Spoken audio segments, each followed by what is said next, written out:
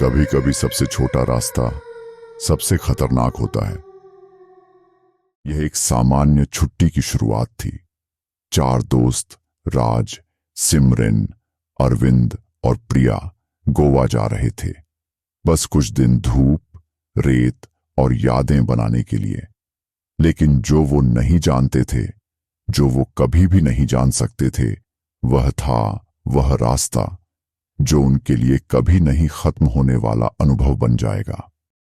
शुरुआत में सब कुछ ठीक था। राज, सिमरन, अरविंद और प्रिया अपनी बैग्स पैक की, कार में बैठे थे और रास्ते पर निकल पड़े। गोवा बस कुछ घंटों की दूरी पर था और वे सब खुश थे, मजाक कर रहे थे, हंसी मजाक में सफर तय कर रहे थे। लेकिन कुछ घंटों बाद कुछ गलत हुआ। जीपीएस ने काम करना बंद कर दिया। कोई सिग्नल नहीं, फोन पर कोई सिग्नल नहीं था। रास्ते सुनसान लगने लगे और हवा में कुछ अजीब सा था, जैसे कुछ गलत हो रहा हो। प्रिया ने पहले ही इस इलाके के बारे में कुछ सुना था, कहानियां जो हमेशा से चली आ रही थीं। कहा जाता था कि मेन हाईवे के बाद एक शॉर्टकट है, वह भी रात के समय नहीं लेने के लिए। एक रास्ता जो भूतिया था, और सबसे खतरनाक बात, एक महिला भूत का वहां होना जो रात में उस रास्ते पर घूमती रहती थी और जो भी वहां से गुजरता उसे अपनी पकड़ में ले लेती।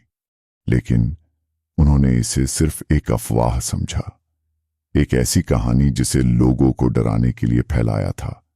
प्रिय ही थी जो थोड़ा घबराई हुई लग रही थी। दोस्तों, हमें नहीं जाना चाहिए, प्रिया ने चेतावनी दी। हमें मेन हाईवे से जाना चाहिए। लेकिन बाकी तीनों ने इसे हंसी में उड़ा दिया। वे समय बचाना चाहते थे, गोवा जाने का अपना रोमांचक तरीका ढूंढ रहे थे। जैसे जैसे वे आगे बढ़े, रास्ता अजीब सा महसूस होने लगा।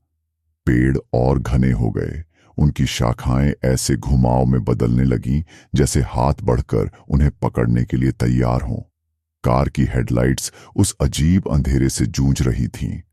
हवा में ठंडक बढ़ने लगी और राज, जो हमेशा साहसी था, को भी अब एक अजीब सा डर महसूस होने लगा। प्रिया बार शीशे में देख रही थी, उसकी आंखें घबराई हुई थीं। और फिर अचानक उन्हें आवाज सुनाई दी, एक हल्की, जैसे कोई उनसे अंधेरे से बात कर रहा हो। अरविंद ड्राइविंग सीट पर बैठा म्यूजिक तेज कर देता है ताकि आवाज डूब जाए, लेकिन यह रुकता नहीं और यह आवाज तेज होती जा रही थी। और फिर बिना किसी चेतावनी के कार अचानक झटके से रुक जाती है। इंजन बंद, पूरी तरह से सन्नाटा, म्यूजिक गायब, वह आवाज गायब, बस हवा और पेड़ और कुछ था जो उन्हें घूर रहा था। तभी सिमरन ने कांपते हुए कहा, हमें वापस मुड़ना चाहिए अब। प्रिया पहले ही खिड़की से बाहर देख रही थी, उसका चेहरा पीला पड़ा था। हमें यहां से निकलना होगा, कुछ गलत है। और फिर उन्हें यह दिखा, एक साया, एक परछाई, सड़क के किनारे खड़ी। एक महिला, पुराना फटा हुआ सफेद कपड़े पहने, बाल उलझे और गंदे। वह हिलती नहीं थी, बोलती नहीं थी, बस वहीं खड़ी थी, उन्हें घूर रही थी। औरत का चेहरा नजर नहीं आ रहा था, जैसे अंधेरा खुद उसकी पहचान को निगल गया हो। राज ने खिड़की खोल दी, लेकिन महिला ने कोई हलचल नहीं दी। प्रिया पहले से ही घबराई हुई थी, चिल्लाई, चलो अब भागो। और तभी वह हुआ जो कोई नहीं चाहता था। हवा और भी घनी हो गई, इतनी घनी कि जैसे वे दम घुटने वाले थे।